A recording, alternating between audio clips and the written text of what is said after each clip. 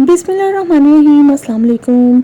आज हम बात करेंगे रानी मुखर्जी के बारे में। बॉलीवुड की टॉप क्लास अदाकारा रानी मुखर्जी, जो बेज़ाहिरी तौर पर तो बहुत खूबसूरत और हर तरह से खुश नज़र आती हैं, मगर इनकी ज़िंदगी में क्या क्या मुश्किलात हैं, इन्होंने ये मुकाम कैसे हासिल किया और अपनी ज़िंदगी के किन कठिन मराहिल से गुजर कर आज इस मुकाम पर पहुंची हैं, और अभी इनकी ज़िंदगी में कौन कौन से दुख और कमियां हैं, ये सब कुछ हम आज की वीडियो में आपको बताएंगे। रानी मुखर्जी बॉलीवुड की बेहतरीन एक्टर रही हैं। उनकी एक्टिंग, खास तौर पर उनकी आवाज़ ने उनको बॉलीवुड में एक खास पहचान दिलवाई है।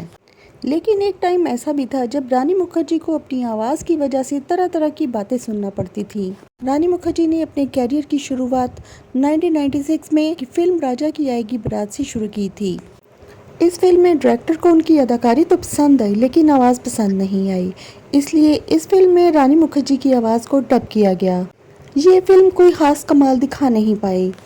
इसके बाद रानी मुखर्जी को कई फिल्मों से उनकी आवाज़ की वजह से रिजेक्ट कर दिया गया। 1998 में रानी मुखर्जी ने फिल्म गुलाम की, यहाँ भी उनकी आवाज़ को पसंद नहीं किया गया, उनके डायलॉग को डब किया गया।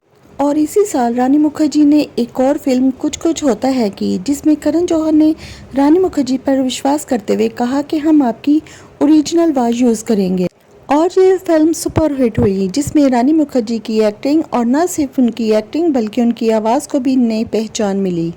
इसके बाद रानी मुखर्जी ने अपनी आवाज़ में कई फिल्में की जो कि हिट भी रहीं, और इस तरह रानी मुखर्जी बॉलीवुड में अपना नाम पैदा करने में कामयाब हो गई, और यूँ बॉलीवुड को सांवली सलोनी मासूम सी खूबसूरत सी नई आवाज़ के साथ एक टैलेंटेड अदाकारा मिली। रानी मुखर्जी पहले तो कॉमेडियन फिल्म में कामयाब हुई, लेकिन इनको सीरियस अदाकार का तगमा 2002 में आने वाली फिल्म सादिया से मिला। इसके बाद रानी मुखर्जी ने कई बेहतरीन फिल्में की और वो बॉलीवुड की टॉप एक्ट्रेस में शामिल हो गयी। रानी मुखर्जी बॉलीवुड की बेहतरीन अदाकारा हैं, लेकिन उन पर कई शादीशुदा अदाकारों के घर तोड़ने के आरोप लगे। पहले नंबर पर आते हैं गोविंदा। रानी मुखर्जी और गोविंदा में नजदीकियां फिल्म हद कर दी आपने की शूटिंग के दौरान हुई। उस समय गोविंदा शादीशुदा और 2 बच्चों के पिता थे, लेकिन वो अक्सर और बेशतर रानी मुखर्जी के करीब देखे जाते थे।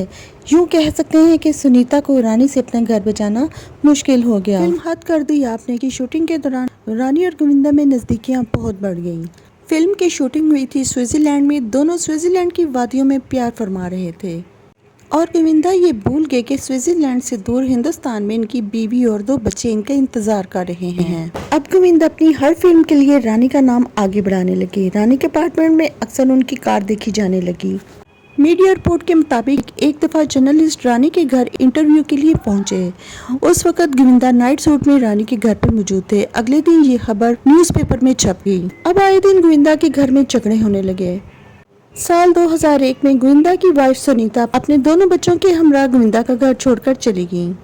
गोविंदा ने यह मौका गनीमत जाना और वो रानी के अपार्टमेंट में शिफ्ट हो गए। यूँ सुनीता घर छोड़कर चली गई और गोविंदा कई साल तक रानी से रिलेशन में रहे थे। गोविंदा ने रानी पर पैसा पानी की तरह बहाया, उन्हें बहुत सारे महंगे गिफ्ट्स और महंगी गाड़ियां लेकर दी।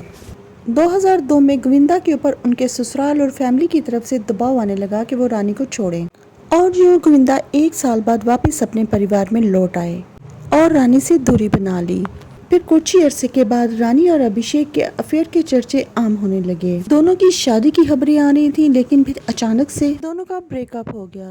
2003 में दोनों ने यूवी फिल्म की और यहाँ से इन दोनों की दोस्ती स्टार्ट हो गई। अगले ही साल आई फिल्म बंटी और बबली। यहाँ से दोनों की नजदीकियां बढ़ी और प्यार परवान चढ़ा। अब दोनों हर पार्टी और इवेंट में साथ साथ नजर आने लगे। लेकिन कहा जाता है कि जया बच्चन इस रिश्ते से खुश नहीं थी। उन्हें ये बात भी परेशान करती थी कि काफी लंबे अरसे तक रानी का अफेयर शादीशुदा गोविंदा के साथ रहा। अब 2005 में रानी मुखर्जी को संजय लीला प्रसाद की फिल्म ब्लैक ऑफर हुई। इस फिल्म में रानी और अमिताभ बच्चन का एक किसिंग सीन था। जया बच्चन ने रानी को ये सीन न करने के लिए सख्ती से मना किया था। बावजूद इसके रानी ने ये फिल्म और सीन दोनों किए, जिससे जया काफी नाराज हो गई थी। अब धीरे धीरे रानी और अभिषेक के रिश्ते में खटास आने लगी।